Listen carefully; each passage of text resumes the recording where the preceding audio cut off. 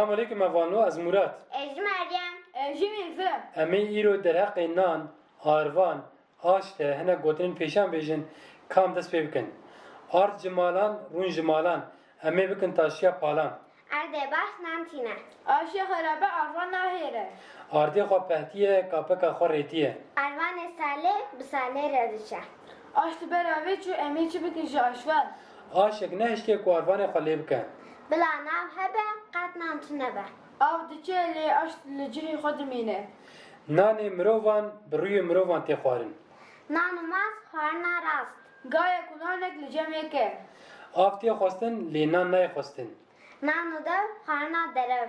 Aşvan tu deman nabe poşman. Aşvan kumî wî timî biar e. Nanu şîr xwarna mir. Qedera bizin êdî nanê şivên dixwe. Ji bo nanekî xira dike arvanekî. Nave yare dindarak mazatına arvanak. Nanik bu arvanek. Erê evano gotinê me li vir xelas bû heta wî dikutînê Emanetê emanetê Xuda be. bin.